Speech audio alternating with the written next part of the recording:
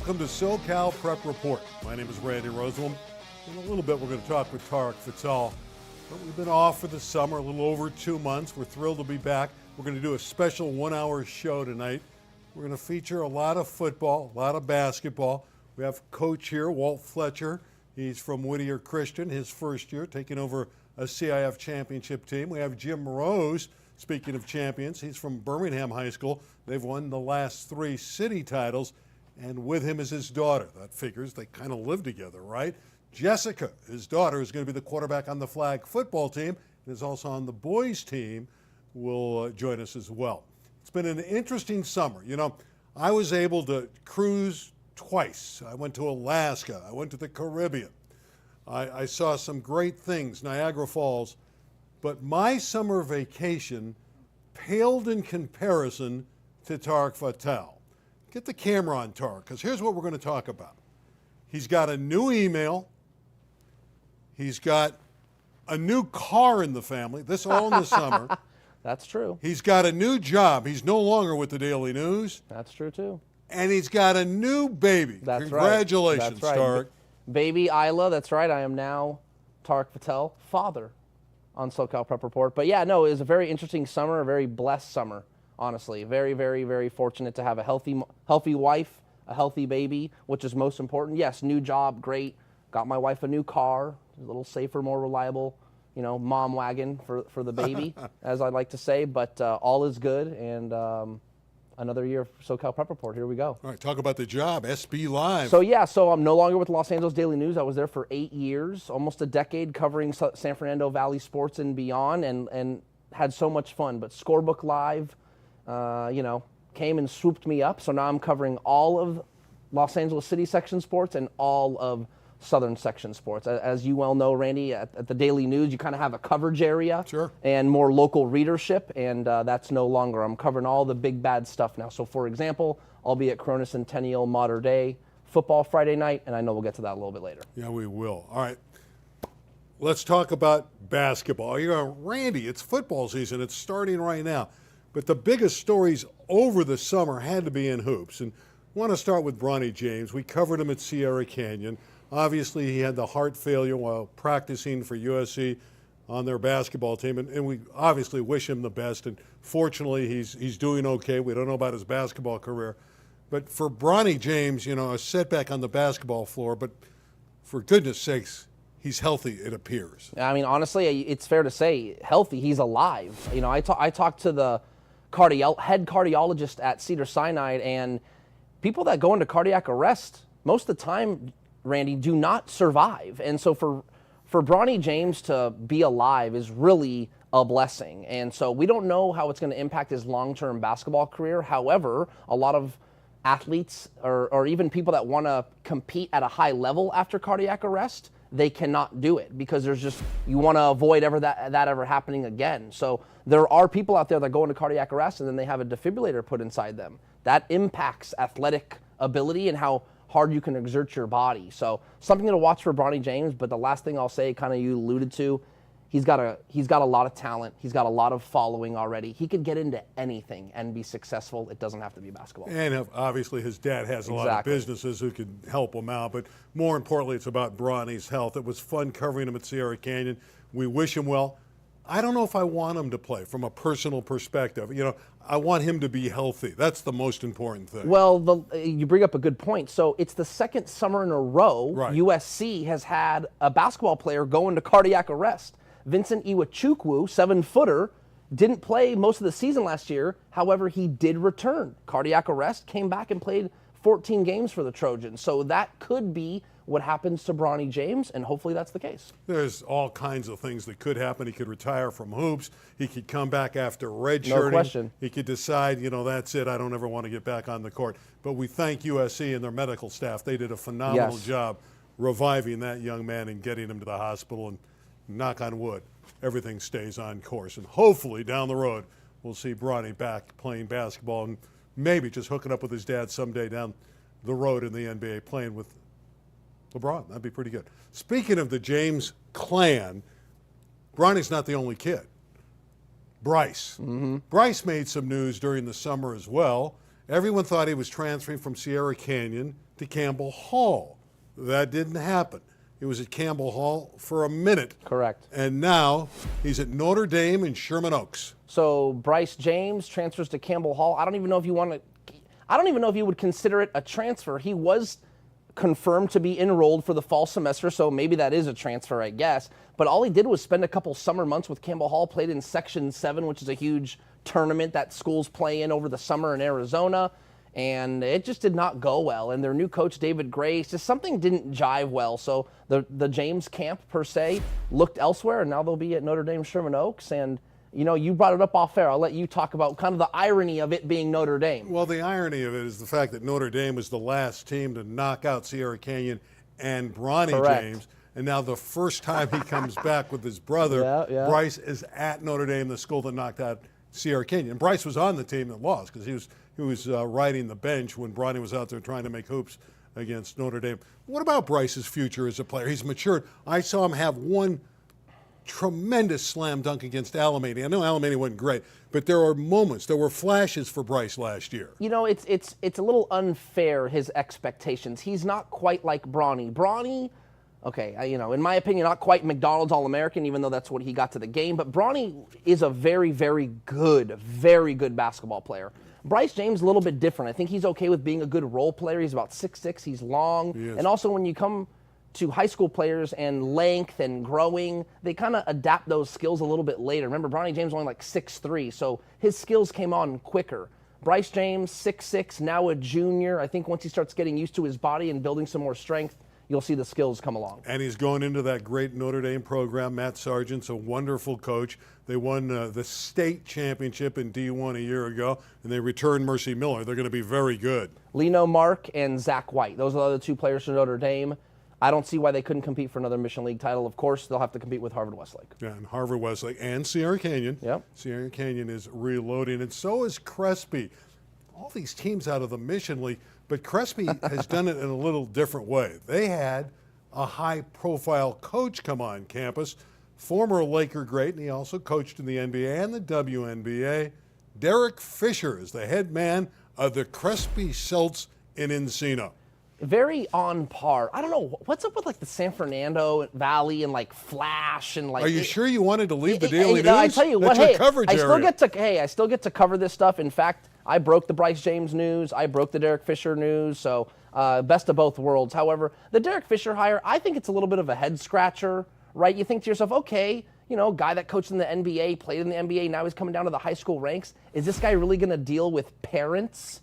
You know, I would argue, I've been around long enough, I would argue dealing with parents might be more ruthless than national media when you're a player or you're an NBA coach. I mean, parents are crazy. So I'm just very interested to see how Derek Fisher handles a whole program, let alone a program that's in the Mission League. Well, Derek Fisher's a guy that's had great success. Obviously, as a player, NBA champion.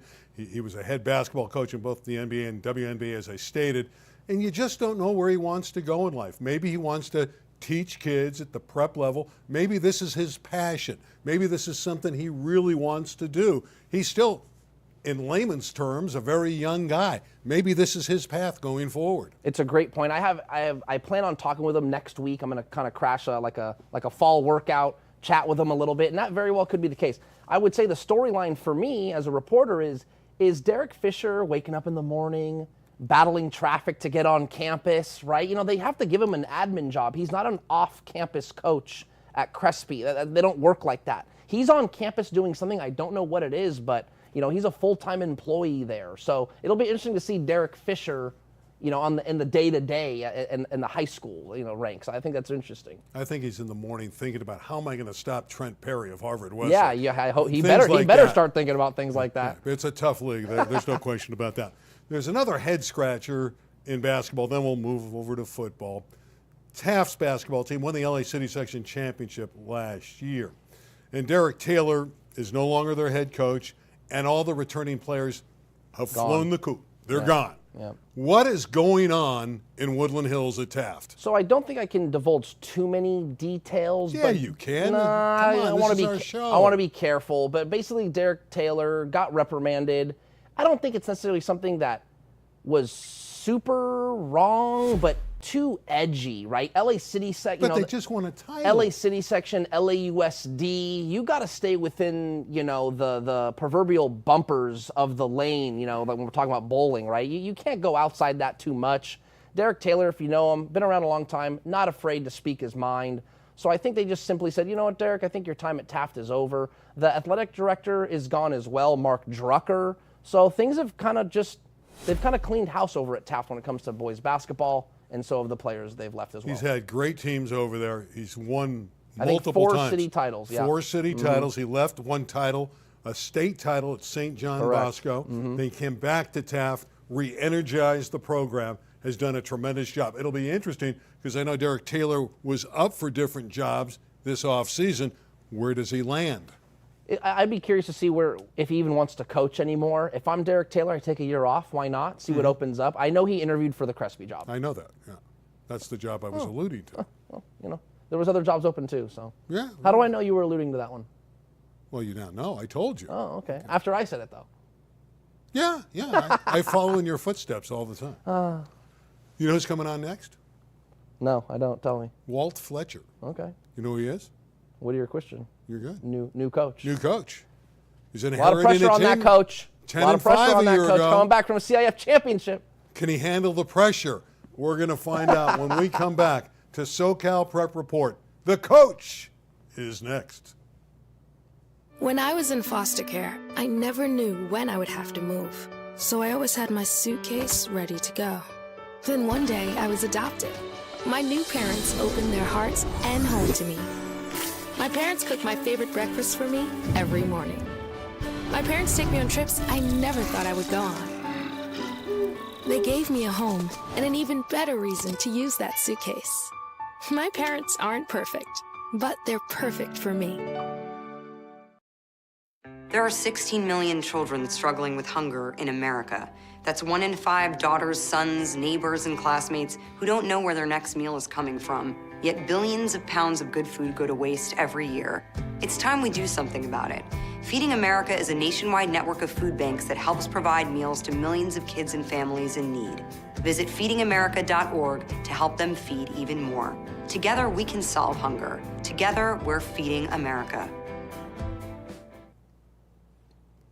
The Heralds of Whittier Christian, Division 14 champions last year, got hot at the end of the year, finished up 10 and 5. Their coach Manriquez stepped down after winning a CIF championship, and Walt Fletcher, an assistant on campus, gets the job. So the big question, Coach, first and foremost, welcome. Can you handle the pressure? Thanks for having me. No, it's we'll find out here tomorrow night. Yeah, you go to Santa Paula, not an easy opener. Go to Santa Paula, not an easy opener. Division 13 playoff team last year, so division above us, and long bus ride. So see how our kids handle the maturity of sitting on a bus that long and arriving mentally focused. So talked with them about that all week, but yeah, we'll find out here very quickly. Our first 3 games are all Division 13 opponents, so the test is right from the start, so excited for it. Well, what do you think? I know you got a great running back in Martinez returning, rushed for nearly $2,000 a year ago. Yeah. So your thought about the team coming in, notwithstanding, I know you got a tough game and you're the underdog actually tomorrow night, but how do you feel about the club overall? No, I'm excited. In addition to the guys we have coming back, we had a couple of multiple sport athletes that joined the team from last year, baseball kids that came back, so I think they're going to add a lot to our offense. Receiver, tight end, 2 kids there. Plus, like you said, Jake Martinez is outstanding. Had 26 touchdowns last year, was almost 2,000 yards, caught the ball out of the backfield pretty well. Starting quarterback's back, Caleb Murr, threw for almost $2,000 himself last year. So got a lot of weapons. My job is to try to distribute the ball and make sure teams can't just focus on Jake. And got a talented offensive line, 3 starters from last year. 2 juniors who last year as sophomores started all 15 games. And then, so big things to kind of see how some newcomers come in and kind of replace some of the seniors. Had a couple of key seniors graduate, both our tackles. And then our middle linebacker was kind of the heart of our defense. So definitely some holes, but there's a lot of talent and a lot to be excited about. And like I said, I got the best seat in the house tomorrow night. I get to watch these kids play, and I'm excited for it. I think they're talented, they're hungry, and said the big thing is complacency, not resting on what we did last year, and this is a new team, and let's go see what we can do. talk a little bit about taking over a team that's already won a CAF championship. Sounds like a lot of returners. Is there a mix of blending in your own sauce because you're the head coach, Right. but also maybe in some aspects kind of letting the turnover happen this year? Right. Maybe a little even saying like getting out of the way a little bit, but also interjecting your own new philosophies. Right. Is there a mix to that? There's definitely a mix. I think part of the advantage was being on staff last year. As the offensive line coach, so I was very heavily offensive involved, not so much defense. So I think it's more where kind of my style is coming in is more on the defensive side of the ball, kind of my own philosophy and kind of some tweaks there. But offensively, a lot of what we did last year is, stuff I would have run, on my own. So there's a lot of similarities there. So I think that's why I think offensively we're a little bit further ahead starting the season off just because of the returners we have coming back, plus like I said, a lot of the terminology. So, but yeah, there's definitely, being my own person. Frank was a great coach, and I learned a lot and loved being a part of the staff. And again, had the champion, so the end result was positive. But at the same time, it's, message is a little bit different. But last year we were trying to take a team that I think was 2-8 the year before, turn that around 10-5. Where now it's like, okay, we're not trying to turn it around, but we're trying to keep building on what we are. And I think that's why I'm excited for the challenge early on because, my goal as a competitor, you want to play up as high as you can. You want, your games to be competitive. You don't want to run the table or, blow someone out. I mean, you don't really find out anything about yourself. So we're going to find out a lot about ourselves early on and excited by that. But yeah, there's definitely some of the things that we did very well last year and keeping that, but kind of changing some things that kind of fit my personality and, kind of help the team kind of keep growing and keep building.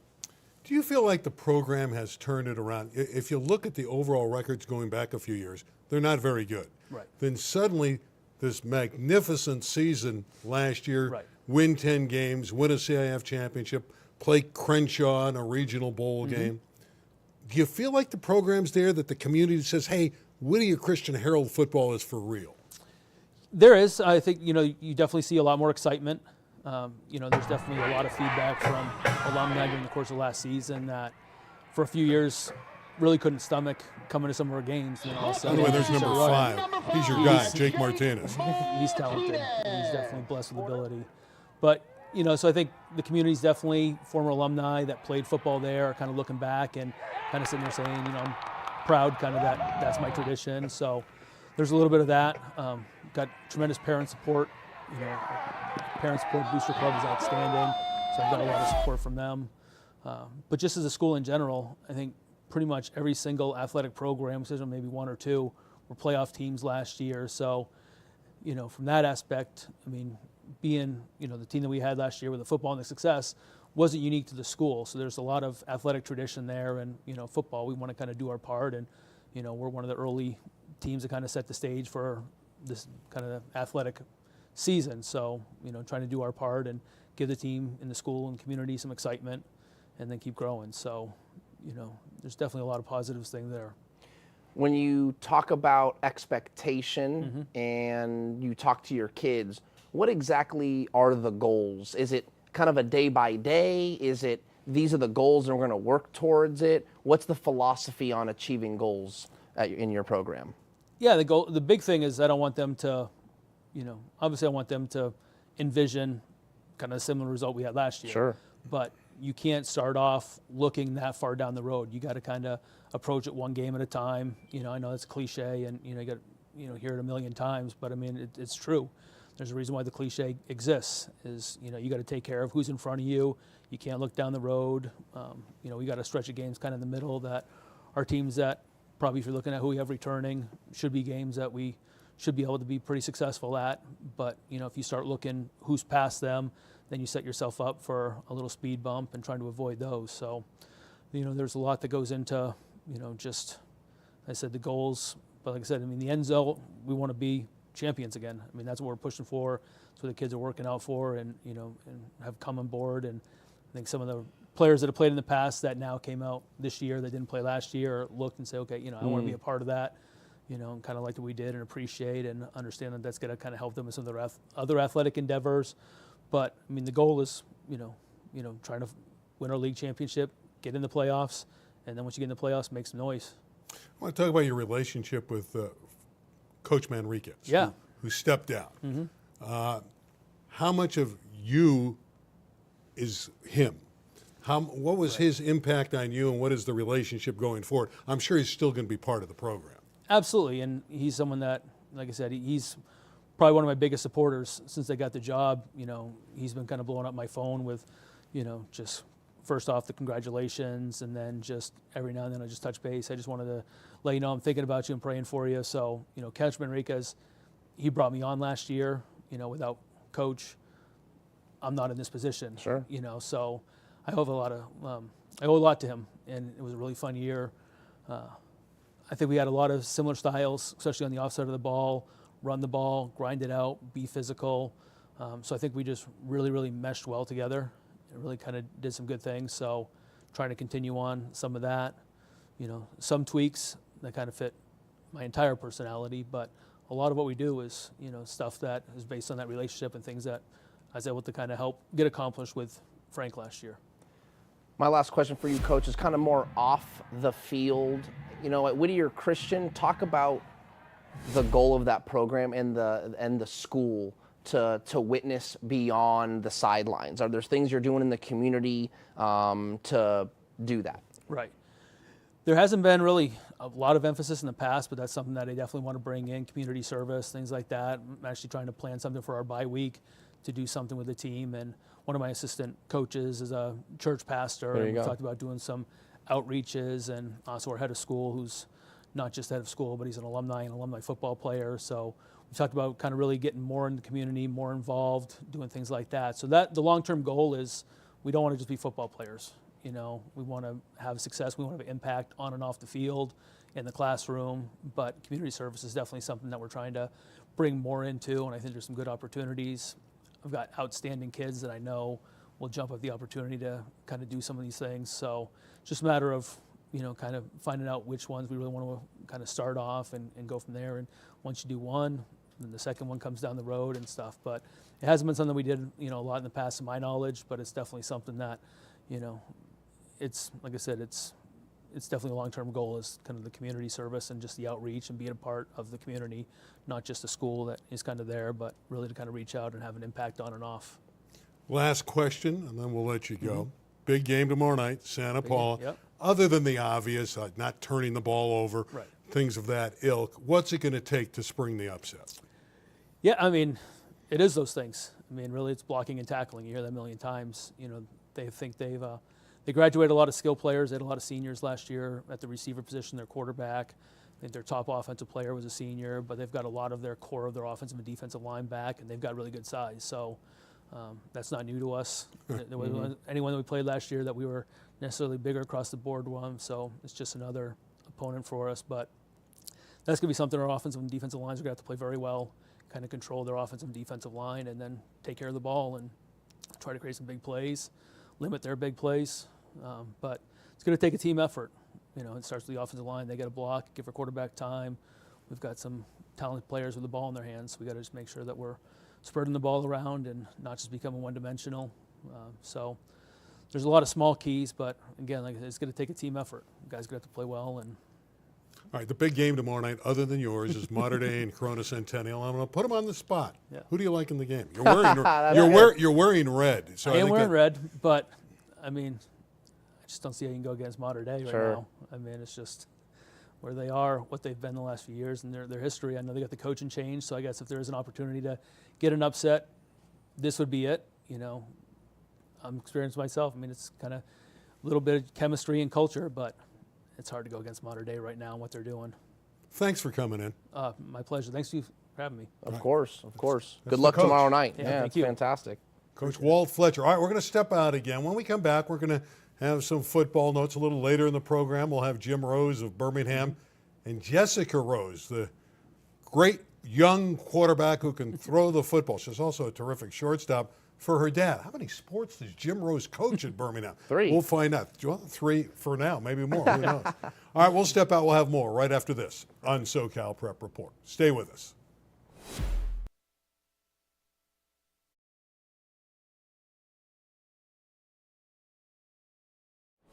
When I was in foster care, I never knew when I would have to move. So I always had my suitcase ready to go. Then one day I was adopted. My new parents opened their hearts and home to me. My parents cook my favorite breakfast for me every morning. My parents take me on trips I never thought I would go on. They gave me a home and an even better reason to use that suitcase. My parents aren't perfect, but they're perfect for me.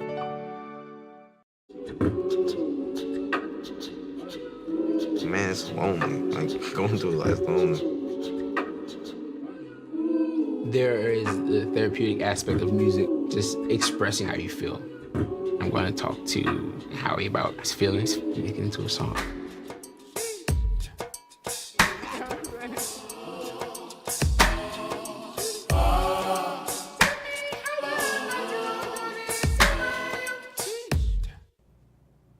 That was fun getting to know the new head football coach at Whittier Christian, Walt Fletcher. I like the guy. We liked Frank last year, Rodriguez, and they followed up with another good hire. Good opportunity for him tomorrow night to start off with a win. I just think it's very, very crucial. Anytime you have a new coach, right, they're looking for, okay, did we make the right hire? And it could be a victim of the moment if they fall short tomorrow night, but he's got a good team, and I know that team's in good hands.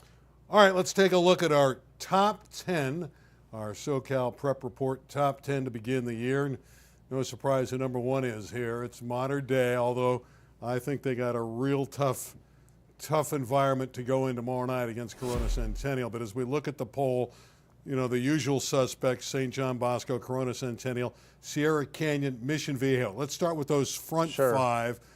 What sticks out? No real surprises. No real surprises. However, I know people always think, oh, well, Tarek, you're like the Sierra Canyon beat reporter because they're in my neck of the woods. But I tell you what, Sierra Canyon, this is the year it's Division I or bust. I'm telling you, John Ellinghouse would go on the record. They have ramped things up. They've got more talent. They've got more beef up front. They've been knocking on the door to be a Division I playoff team for years.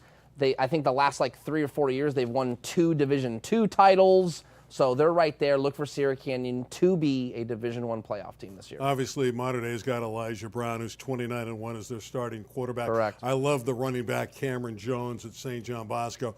Centennial, I know you talk with Matt Logan. He feels like this team is great and sitting in a really good spot tomorrow night to knock off the Monarchs. He told me yesterday it's his best offensive team he's ever had. And the offense, that high-paced offense that he runs, he literally said, that's my baby. So he's got something he's really confident in, and he's got a new quarterback from Inglewood named Hassan Longstreet. And we're talking about one of the best quarterbacks in the country as a junior. So he said he's got a lot of great arm talent. He threw for 3,900 yards last year, 40 touchdowns. Now, I was at Inglewood, and the competition was a little different, but he can play. So if there's a chance for someone to knock off Mater Dei, it is tomorrow night, and it could be Corona Centennial. Week 0, Randy, sometimes these coaches don't even know what their own teams are capable of or not capable of till you go out there and play a game. And Mater Dei's got a new coach in Frank McManus. I can't imagine there's too many holes in a team like that, but hey, if there's a vulnerability, maybe it's tomorrow night. They also have a great running back at Centennial and Cornell Hatcher. Correct. And Matt Logan just has said, wait, this guy's really come on. I got an experienced offensive line, and the way Hatcher's running the football in practice gives us not only the passing of Longstreet, but they also have the ability to run it with Fletcher. The biggest question mark for Corona Centennial is going to be their defense. They're young up front. So can they put pressure on Elijah Brown, the quarterback from Mater Dei who's going to Stanford? There's talent everywhere for that Mater Dei team on both sides of the ball. Can Corona Centennial slow them down? All right, second 5, we have Sarah from Gardena. They have a tremendous offensive attack. They always have great athletes.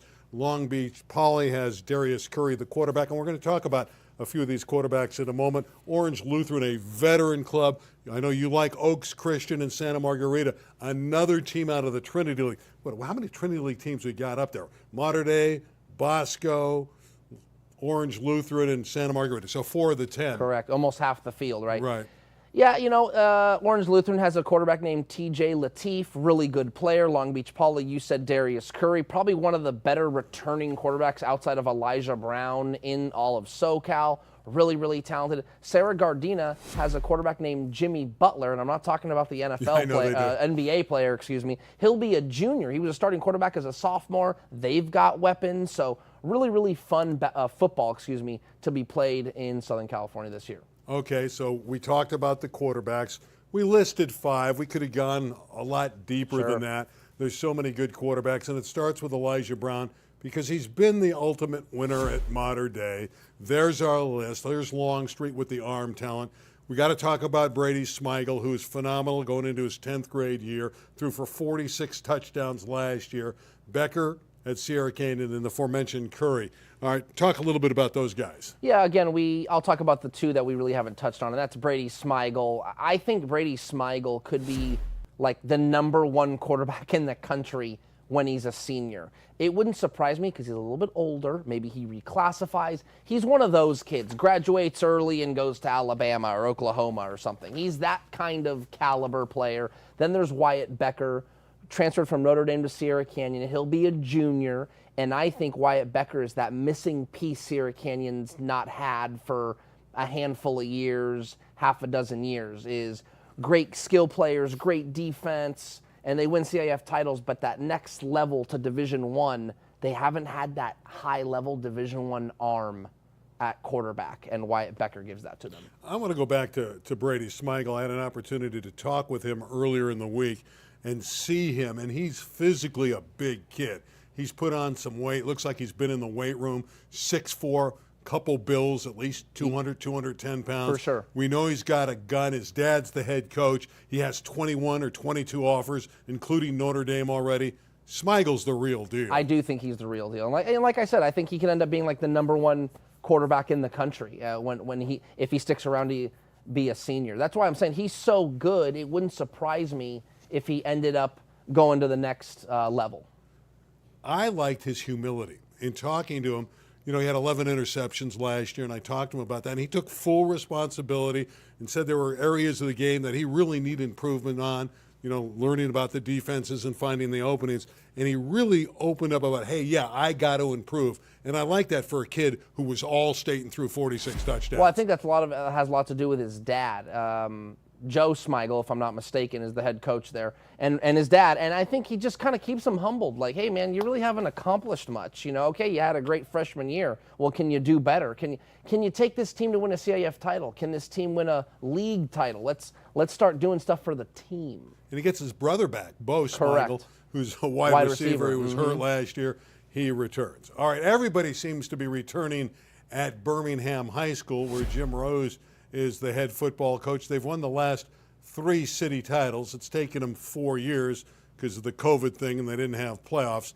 But we have the Rose family with us tonight, Jim and Jessica. Great to have both of you on. Coach, how are you tonight? Pretty good, Randy. How you doing? I'm doing well. Tell us about that young lady to your right. What would you like to know? I know her pretty good. I would hope so. She seems like a delightful young lady. I know you want to play her on the boys' team, and she's on the roster, but she's also your quarterback on the flag football team. So tell us about her talents. We've talked about it and played with her for a couple of years, and her going to travel ball tournaments and stuff has kind of put a chink in that. But now having girls flag football, she gets an opportunity to be the QB, which is kind of fun since I have all girls. I finally get my quarterback. Jessica, I was asking your dad a couple nights ago, we were chit-chatting, and I want to know, did you end up being kind of like a recruiter, so to speak, for the flag football team? Your friends, your peers finding out, hey, I'm going to play. Yeah, let's just go play together. So did you end up getting some more girls coming out because you were playing? Oh, absolutely. I'd say our team is a softball team. Okay, and tell me, and to follow up, how is that an advantage when all these girls are mostly girls or have played softball with? How is that an advantage for flag football? I would just say we have a great connection, especially being on the softball field during the spring season and just rolling it over for the first year of flag football. I think it'll be a great thing. Coach Rose, you've won all these championships in the city section. You have a 34-game winning streak against city competition. It goes back, I think, to 2017. Do you guys think about the fact that this is building up? You haven't lost in so many years to a city section team. Your thoughts on that long winning streak against your local competition? I think now it is because you guys talk about it more. And so we have to talk about it a little bit. And this year's team, it's kind of on them. They get to the point where they don't want to be the team that breaks the streak. So it's a good thing. But the bullseye has been on our back for a while. But I would say this year probably more so than ever, because it seems like a lot of teams are starting to improve a little more. We know about Peyton Waters, your great football player and flag football coach, apparently, because he's assisting with the flag football team. And I'll ask Jessica about that in a moment. We know Peyton's great, but what makes this team so good? Everyone says Birmingham is unbeatable in the city section. At least the media says that. I know you probably don't believe that. I'd like to believe that. Then I wouldn't have to work so many hours. But, we're still at practice every day. That's a tough one. I would say, on paper, we have almost the whole team back. So should we be better? Yes. But, the game's not played on paper, so that's what worries me. But we do have a lot of veterans. We have talented kids at quarterback. We have a 3-year starter. Our sophomore running back ran for 700 yards as a freshman, Ronell Hewitt. We got some guys. We're bigger, faster, and stronger than we were a year ago. Jessica, this is kind of a two-part question for both of you, but I want to ask it to Jessica first. What has been maybe the biggest challenge of learning the girls' flag football game? What to you is most difficult when you're comprehending that stuff? I definitely say it's safer than real football, so that's kind of harder. You got to be careful on who you're bumping into, but my greatest challenge is just throwing the ball. Because I play softball year-round, every now and then I chuck it into the grass. Jim, talk about coaching flag football and how different it is from regular football. And I think we talked the other night, you're like, hey man, sometimes employing more of a simple system might actually be better than trying to throw in all these plays. A simple system, can we throw and catch? That is about as simple as we want to make it. The whole thing is it's a new experience, but coaching the girls, since I've had most of them, they listen pretty well, or they know they might get in trouble a little bit. But we do have a couple girls that want to keep adding. We got a girl out today, and there might be a couple additions because it does seem like the sport, girls are hearing about it through the media and everything, and we might get a couple, sneakers out there. Is it tough for you, Jim, to coach both the boys and the girls? I know you want to be with your daughter. You want to have her on both teams, and she's obviously playing on both, so that's your interest. But how difficult is it for you to, pen to paper, get it done for both the boys and the girls' football teams? Yeah, the only tricky part is when we start playing games, time-wise, but, during the regular school day, the girls are done at 4. We start football after 4 o'clock during the week, so it hasn't factored in at all. Most of our games are going to be on Thursdays. That's usually a walkthrough day, so it hasn't really been a problem when it's come to sharing time. There's no sharing. It hasn't affected us at all. Randy seems to think that I'm sorry. Is Jessica on the football team for real? Because Randy's like, oh, she's there every day at practice. She's going to play quarterback. I'm like, there's no way Jim would ever let that happen. I'm being serious. How frequently are you at football practice, Jessica? And are you really on the team? Oh, I'm on the roster. You can go check Max Prep. Okay, that's a different question. That's the answer. You're going to be a great politician. She said she's on the roster, but are you at practice? She gave you the answer. That's not the. No, are you at practice every day in pads, in hitting drills? Well, I'll definitely get my 10 days in if I am going to play. She's good. She is good. She knows the rules, too. I love it. That's awesome. Speaking of the rules. I will say if she does throw a pass, you guys should probably figure out who she's going to throw it to. What, you playing? Is there any more Roses out there or what? I don't. No, that would probably be Peyton Waters. Yeah, he's saying he's only. You're talking about. You see, I'm confused. I thought you were talking about the flag football team. On the varsity, it would be Peyton Waters. Okay, on the boys team. So that gets me to Peyton Waters. Is he really helping out your star football player coaching the girls? Well, I didn't let him come out there today because it was too hot, and I didn't want him, to get tired for tomorrow's game. But he's going to be out there and help. I mean, just with catching drills and things like that. Is he going to, be the offensive coordinator? Probably not. But I mean, he's such an academic kid. He has a free period. Perfect. You got Royal tomorrow night, is that it? That is it. Well, they beat you last year, which kind of surprised me. You don't lose to city section teams, but you have lost to southern section squads. Is that going to change starting tomorrow night? I hope so. Yeah, our track record has not been real good lately against the southern section schools. But, I mean, we do that for a reason, and it usually makes us better. But this team should be better prepared than we've been, just because all the senior leadership and the guys coming back. Jim, settle a quick question we were talking about off air. How long have you been at Birmingham, and how long have you been the head coach at Birmingham? Oh, I think I've been there since 2000. I think this is my 13th year as a head football coach. There you go. Sounds about right. 23 or 4 as a softball coach. So I got a very long time with great success. You've won 3 city football titles in a row, probably a 4th this year. I got a tough question for Jessica, though. Okay. Your softball and football coach, same guy, is your father. Is he a better coach or a better dad? Ooh. Oh. Well, he's my dad. I put you on the spot. So he's great at both. He's great at both. Okay. She is in politics. I'm telling you. Well, Jessica, I mean, talk about your love for softball, because I know you're very good and you had a very successful year there last year. Didn't quite win the Open Division Championship, but you had a great year. We've emphasized, the flag football a little bit, but I know you've had a very productive softball career at shortstop. Tell us a little bit about Jessica Rose, the softball player. Well, I would say I didn't choose softball. Softball chose me. I was thrown into it at a very young age, and I just fell in love with it. I plan to go to college for it and hopefully in the future become a coach just like my dad. Well, if this was Monday night, we'd give you guys a rose. No, that's a different show.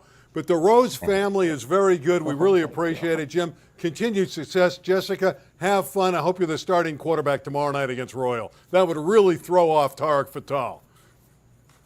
I'll take the under on that one. Yeah. Have a good one, guys. Take care. Take care. Bye. I love that family. Jim Rose, man, been around a long time. There's nothing that guy hasn't seen, man. Well, I called him late at like 8:30, like Tuesday night, Wednesday night. That's I'm like, late for you? Well, I mean, it's late to make business calls. Hey, coach, what's up at 9 o'clock at night? Jim answers like on the first ring. Right. It's like, what's up, man? And I'm just like, dude, what's going on with the city? Tell me. I don't know. What teams are good out there? I just had a baby. I haven't been able to get out to practice. So we hashed out some of those good teams. Enough with the baby. I'm just saying that's how cool he Bree is. did all the work. Ain't that the truth? Okay, let's give her credit. That is fact. Okay. All right, speaking of who's good, let's find out. Let's take a look at, we have a city top 10 for you. And guess who's number 1? It's Birmingham. Why not? They're the 3-time champs. All their kids are coming back. So we have Birmingham ranked number 1. Garfield, who was beaten badly by Birmingham in the finals last year, has 2 Damians back, Cabrera Correct. and Cornejo, the quarterback and running back. San Pedro, a perennial power. Granada Hills has another Stanley. This is Darrell Stanley. He's tremendous. Franklin has a quarterback in Cuevas who can really sling it. So give us a little backdrop, a little more depth on that top 5. I really actually think you nailed it. I think Birmingham is, of course, the team to beat. Garfield returns, just like Jim said, hey, most of our team returns. Garfield has the same thing. Franklin is a team that I think has a chance to jump up there. They play Granada tomorrow night. And that's what happens in the city section. A lot of these schedules are built to where at the end of the year, the section committee looks at head-to-head and goes, oh, this team beat that team and that team beat this team. And that ends up being the difference between being an open division team or a Division I team. Granada Hills last year in their non-league schedule played Eagle Rock. It was their only open division caliber opponent. They lost. When the committee looks at that game and the result, does this team deserve to be in the open? Well, they only played one other open division team and lost. So no, they got to go to Division I. So these early on games, week 0, week 1, I know it's early, but they could have playoff implications. Yeah, but Granada Hills nearly beat Birmingham last year. Yes, it was they a did. 1-point game. Yes, they did. The other team that gave Birmingham a real challenge in the playoffs last year was Venice. Yes. And they're in our second 5 as we take a look at the next 5 in this top 10 in the LA City section. And again, we know Birmingham's the prohibitive favorite. But that second 5 with Venice, the gondoliers in there, they're always dangerous. Gasca has tremendous talent every year. Yeah, I think, it's kind of, I wouldn't call it the usual suspects. So usually in the city section, there's 8 teams for the open, and I'd say there's maybe 10 or 11 teams going for those 8 spots. And it just depends on who's playing good football, and you hope there's some you hope there's good parity when it comes to those spots. And sometimes it doesn't work out. Sometimes you get teams that blow other teams out, so you end up, it kind of sorts itself out. But hopefully we'll see some good games this year. And I know we had Eagle Rock up there in our top 10, and I don't know much about their team, but I know Andy Moran is a tremendous coach. Great coach. And year in and year out, they get a lot of stuff done. Carson's improved. Cleveland has tremendous skill positions led by Corey Hall and Donovan Powell. That's right. Cleveland's really, really good. There's our top 10, so we'll move on from that and talk about some of the great games. We're privileged in the last few minutes to talk about some of the great games that are going to be played this year in prep football, starting in season debut tomorrow in 0 week with Mater Dei and Corona Centennial. All right, let's quickly break it down. Who do you like? Man, you're putting me on the spot. I always put you on the spot. I think you got to just say Mater Dei. They're just too talented, but maybe Corona Centennial has a puncher's chance. I think they have more than a puncher's chance. I think it's a picket game. I really do. I think this is a really dangerous game. Picket? It's not a picket game. I would say it's like Mater Dei. I'm not going to give a line, but like Mater Dei, like a touchdown and a half, 2 touchdowns. Well, for a number 1 team in the country, that's competitive. I'm not saying, I never said it wouldn't be competitive, but you said picket. I think it's a dangerous game. Okay. If they were using the word, you'd use trap game again, but it's not a trap game because it's an opener. Correct. But like we alluded to, Frank McManus, it's his first game. He's got to have a little bit of jitters, a little bit of pressure. And you just never know. You never know. I think we got Jay Sarah and Sierra Canyon tomorrow as well. That'll be good. That's another one. Mission League versus Trinity League. I think Sierra Canyon went down to Jay Sarah last year and lost. Sierra Canyon started 1-3, 2-4 last year, and then made their way to the Division II championship and beat Inglewood in the Division II final. So again, that's a team now with a better quarterback in Wyatt Becker. Sierra Canyon. I tell you this much, that's a great litmus test for Sierra Canyon. Like I just got done talking about maybe 15 minutes ago, how Sierra Canyon's trying to make that leap to Division I, and it's like, not that they're trying, they have to do it. And so beating Jerry Sarah out the gates would be a good way to show the Southern section, hey, well, we're here. Now this is 0 week. Next week's week 1, and there's going to be a couple of really good games again. Sierra Canyon at Oaks Christian. There's Sierra Canyon again. Dangerous game. OC's good. Yes. Oaks Christian, super talented. They got a quarterback that's going to Baylor named Nate Bennett. They have a wide receiver going to Stanford named Chase Farrell. The wide receiver on the other side is Justice Williams. He's going to Washington. And then one of the top edge rushers in the country, who's only a junior, his name's Hayden Lowe. We're talking about like Kayvon Thibodeau good, potentially. Wow. That's how good he is. So he's got USC on him and all those SEC schools. Oaks Christian's no joke. Either is Bishop Gorman from Nevada. Of course. They're going to be at Long Beach Poly next week. That's just a terrific matchup. Poly's already at a 60-point game. They went to Hawaii and knocked off one of the Hawaiian teams and scored 60 in the process. So that should be good. Then we move ahead to the following week. We have week 2, Mission Viejo, again with Long Beach Poly. And I like the fact that Poly's challenging itself. If I recall, didn't Poly knock them off last year? Yeah, I think you're right. The reason why Long Beach Poly does that, because they wipe out the Moore League every League, year. we're talking like running clock the last 2 quarters. So they ramp it up because their only chance of being in the Division I playoffs, which is only 8 teams, is by putting together a non-league schedule that shows that they belong. Because the Moore League doesn't do anything good for them.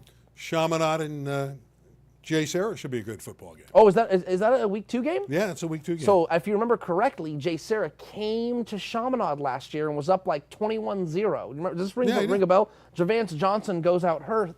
They bring in Seth Shigg. Does that ring a bell? No. He brings them back. They win like 32-33 at the buzzer, do a field goal. That doesn't ring a bell to you? No, I forget. Oh, it was crazy. a long summer. It took a lot of trips. All right, in week 3, we got Polly at Gardena Serra. That's a great matchup.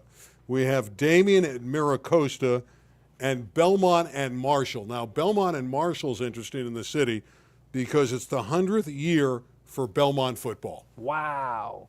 Is there a lot of good history there? No, I don't know enough not about particularly. Okay, but it's just 100 years. It's 100 years. Marshall, they've had some decent teams, but it's a great rivalry type of game. So it'll be a fun game, and the fact that it's been 100 years in the making for Belmont is really good. All right? Randy, did you ever do any improv classes? I should. No, seriously. Did you ever do any some improv right now with all the material when we do an hour. Do you know what the number one rule in improv is? Seriously. What? Say yes to everything. I say yes to everything. No, not when I just brought up Chaminade Jay Sarah. I didn't remember it. It was a long summer. That's my point. 2 So cruises. improv, I did you 2 say, cruises. oh, yes, you're right. Let's talk about some TV coverage. Bally's is back covering the southern section. Never did improv. But I never heard of improv. But Go it's kind ahead, of an odd deal. Our friend Tony Moskal is Yep. going to be part of the broadcast team, and they're going to be doing the modern day game tomorrow night. A little bit different structure, though. A 6-year deal. NFHS is involved. It's not so much a different structure as much as it's the sign of the times, Randy. Unfortunately, and look, Randy, I know you just turned 47 this year. You're close. You're on the older side, but not too old. My point is, and you'll understand this. Less people are watching television. Well, and there's so many more options. There's so many channels. They're watching here, though, at LA 36. Do you see what I'm saying? It's Yeah. the truth. Less people are watching television. That's the facts. So less games are on television and more are on streaming platforms and streaming devices. So NFHS is now carrying as many games as possible, but now there's only one game every week on TV. That's it. And that's what we're getting with Bally's. Bally's is carrying the game on TV. Yeah, but Bally's really isn't producing the game. They're just taking correct. the game. They're just broadcasting. That's the biggest Correct. difference. In the past, Correct. we've seen these stations and networks pay for the broadcast. Now it's independently done. NFHS has stepped forward. They've been this streaming group that's handled all the games for years, and they've taken the whole package over, and they're producing it, and they're putting their main game on Bally's. And by the way, that reminds us, we're going to have a game here tomorrow. We have Los Alamitos at Western. We're going to stream the game. Nice. So you can see it live. It'll be on LA 36 tape delayed. Rich Estrella is going to call the play-by-play along with Bob Gibson, our friends. So they do a sports show here on Wednesday nights, and we invite you to watch that every Wednesday at 7. They're at different places, and they have a lot of different high school teams come in, and you meet a lot of the players, and Rich and Bob do a nice job on that. But they're going to have the game tomorrow night, Los Alamitos at Western. Los Alamitos' Los Alamitos' new quarterback. Remember who it is? Come on, improv. You're supposed to say, no, I'm kidding. Alonzo Esparza. He was the quarterback at Sierra Canyon. He was. So now he's going to be He's going to be the quarterback at Los Alamitos. They got a new quarterback. Remember who the quarterback was at Los Alamitos last year? Yeah, he's now at USC. There you go, Malachi Nelson. Yep. So new change there for that program. So Yeah, we'll see. Malachi is a great player, and he's starting to really come on at USC, but that's another story. He might not see the field for a little bit. What's There that we say? go. There's a High little school game of promo. the week. I Yeah, like there. that. Look at that. We Wow. didn't even know that was coming up. Los Alamitos at Western. I don't know a lot about Western. However, Los Alamitos is I know we had that top 10. Los Alamitos is like in that next 5 But I've right heard there. some of Los Alamitos players may not suit up tomorrow night. So I think Maybe not eligible or something. Some things are going on there where that game could get real dicey at Western for them. But Oh, okay, They I should see. win it on paper. Oh, maybe but Western's going to win. They might. Tune in and find out. That's right. See? We're Improv. streaming the See, game. You go with everything. That's it. Yeah, I got to learn those things. Improv. You said improv, right? You don't know what improv is? Yeah, Okay, I'm just making sure. improv, right? See, you're learning quickly. You ad-lib a lot when you improv. El Camino Real football is coming back to LA 36. We're going to have 4 football games of the Royals this year, starting a week from Saturday night, a 5 o'clock game at Birmingham against Heritage Christian. Okay, the real storyline there with El Camino Real is, Randy, they don't have a field. I know that. I know. I'm just saying. They haven't even started to fix the field yet. Thank you. Here we go. Now Randy's catching on. So, yes, El Camino Real, great story. Good football coach. We love Jason Sabala. He'll be on this show next week. Oh, man. Jason's one of the best. But the biggest challenge for him, I don't think they've played a true home football game since 2021. That's true. I mean, talk about navigating that. I think they're practicing in the outfield of the baseball field. That is correct. That's getting chopped up. So it's tough sledding for ECR trying to find games to play other people at home, quote unquote. And it's the games at Birmingham. Yeah, that one's at Birmingham. There you go. We don't know where the Chatsworth game is. Maybe it'll be at Chatsworth. Even though it'll go. be their home game. That'll be on the 29th. On 10-6, we have Taft and El Camino, and then at 10-20, the game at Granada Hills. There it is. There's the schedule. Okay, cool. El Camino Real. Got a great player, Jake Shirley. Oh, man, yeah. Good player, big kid, tight end, plays DN. Good player. Had a bad shoulder, told me he's healthy, 100%. Oh, good. Yeah, so kind of a player to watch for ECR. Yeah, I think he's really good. He took a hard spill last year and really wrecked his shoulder, but he's doing well. So it's good to see Jake back, and we'll have those 4 football games for you. All right, let's mention the downfall of print media. Oh, God. I know you've kind of veered away. I mean, that's yeah, I mean, go ahead. How does it affect? You nailed it. No, it's how does it affect prep sports? That's your arena. No. Hey, I'm giving you a softball. Oh, hey, man, thanks. I would say, look, Los Angeles Daily News is a daily paper, right? And everything I write goes in that paper. However, now I'm with SB Live, and it is a more modern digital way to produce content and news, because nowadays the way content and news is consumed is much different than 30, 40 years ago and even further back when it was all about the newspaper and, of course, TV. So now everyone's on their phones. So my content is directly to you on your phone, where the Daily News, yeah, okay, they still have a digital presence, but there's such a focal point and emphasis on that print piece of content.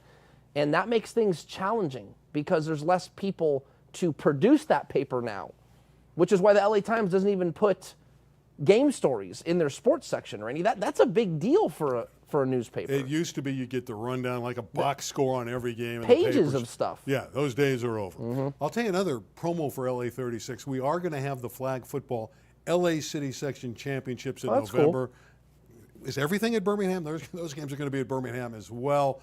We're looking forward to that. That's going to be great at the time. So we will have the 2 final games. There's 2 divisions in city football in flag. There is no CIF Southern Section Championships this year, just the leagues. 54 schools competing in 2 different divisions in the city. Southern Section has 114. Quick note on volleyball. My top 5 here, just wrote them down. Sure. Miracosta, Mater Dei, Huntington Beach, Sierra Canyon, and Marymount appear to be the top 5. Yep, usual suspects. It's not that different from high school football. There's just always kind of your blue bloods, so to speak, at the top. Every once in a while, you'll get a team that kind of has a generational team that can mix it up, but for the most part, you can't go wrong.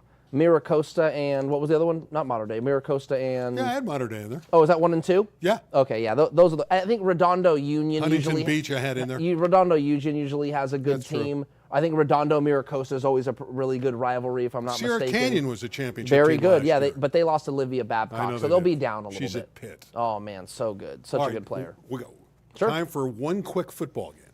Okay.